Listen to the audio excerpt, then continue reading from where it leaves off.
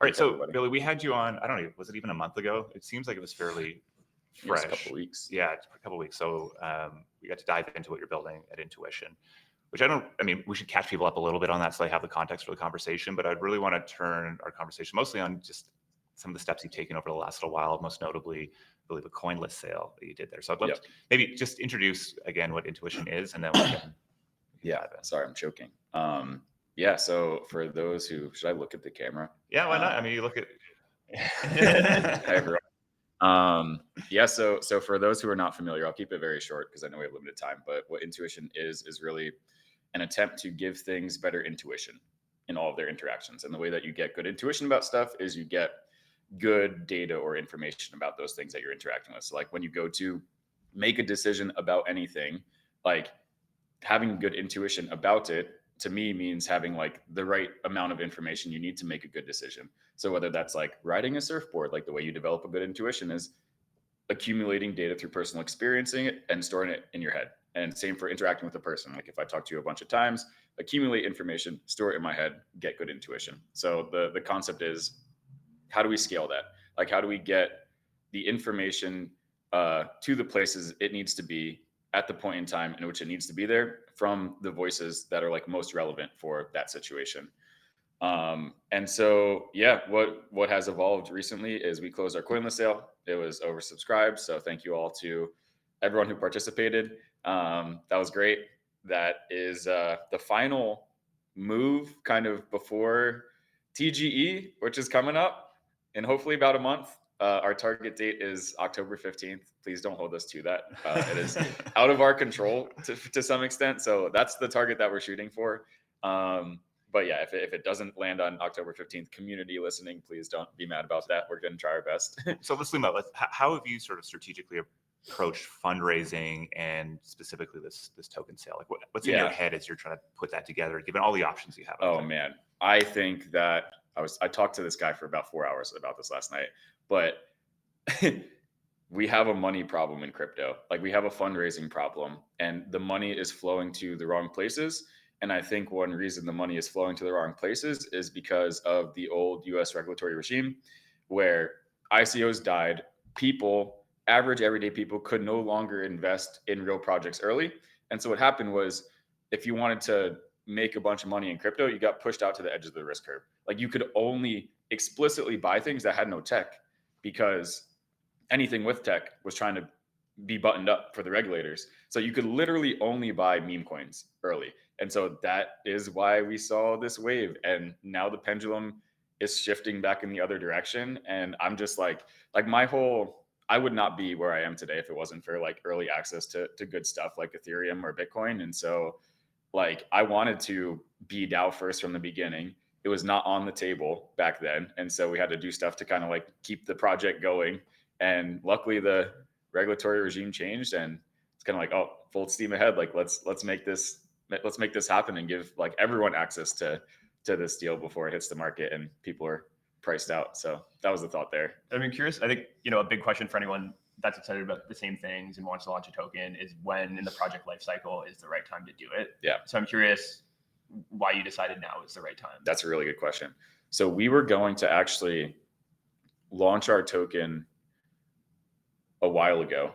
And we talked to some of the token economics advisors of some of the people that we're affiliated with. And like, you don't want to have to deal with the price of a token that early in your life cycle, because, either direction that it goes, you're kind of screwed, because if it goes up, the team is like complacent and maybe they get like a little bit of an ego or they get a little bit lazy. If it goes down, then everyone's depressed and scrambling and trying to make token price go up. So there's actually no winning when it comes to a token for the most part. Like it's good because it's a very useful mechanism for it's one of the superpowers of our ecosystem, I think, but it is a huge risk to do it too early, because then the token becomes the product and then you're always optimizing for the token. So we kind of put it aside for a while and just focused on the product, swapped out our token for ETH. So people were doing stuff on base mainnet with ETH as like the fee mechanism that you're doing things with.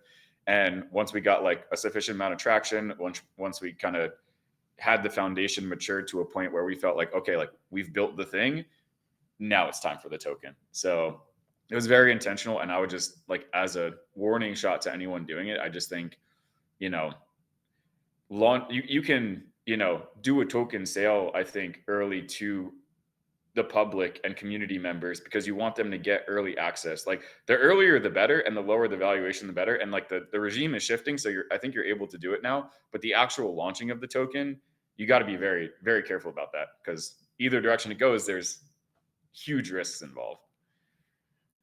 Yeah, I mean, when you look forward to your TGE, what feelings come up for you, Bill? Oh, stress. Relief, fear, anger. No, no anger. Just looking for words. So yeah, no, I feel I'm very excited to be past that threshold, because there's a lot of, this is maybe like a little bit too behind the curtain, but there's just like a lot of operational logistics that go into it that take us away from building the product. Like I think for some teams, the token is the product. So like they're all about like, oh, we're excited to do all these exchange negotiations or whatever they're doing. And it's like, that is the opposite of what I want to be doing. I do not want to be doing this at all. And it's just a thing that you have to do. So I'm quite excited to be on the other side of that and have the token live, trading on public markets, available to everyone. And then it's just like there.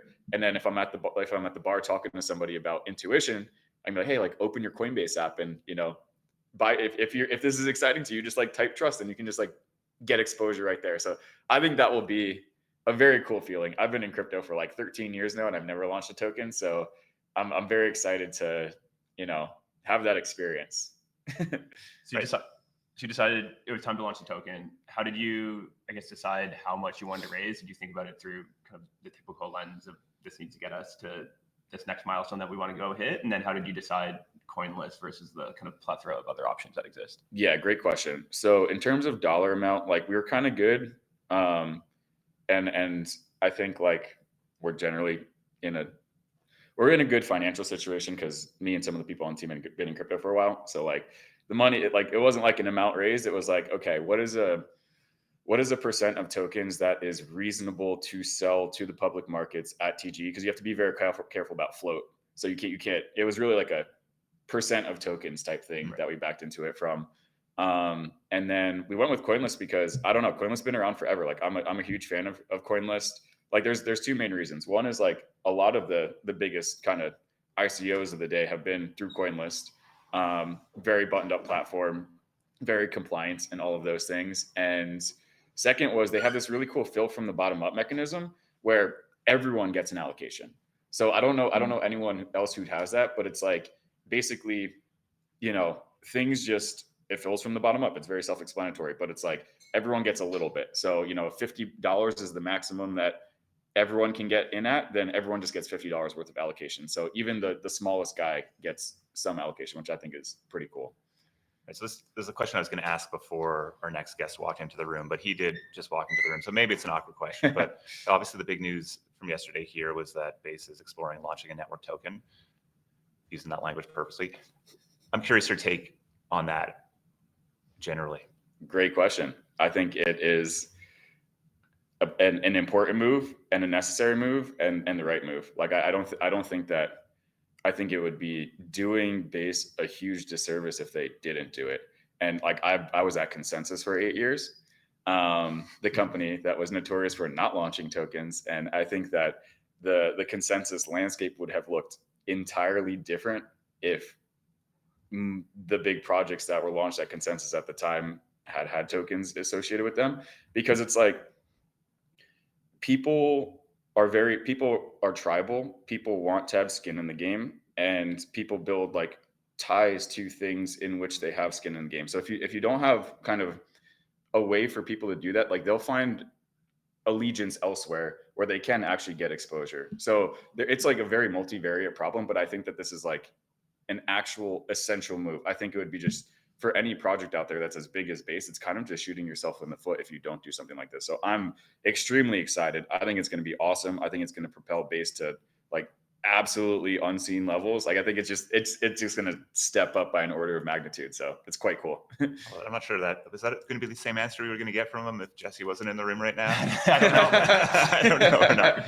100%. Billy, appreciate you, man. It's I think one of the things I'm most excited about with this show is being able to get founders on early and then check back in on these sort of major milestones. So you are one of the first to sort of do this. I think when you have your TGE coming up, we'd also love to have you back on just to see what the emotional resonance has been there for you, man.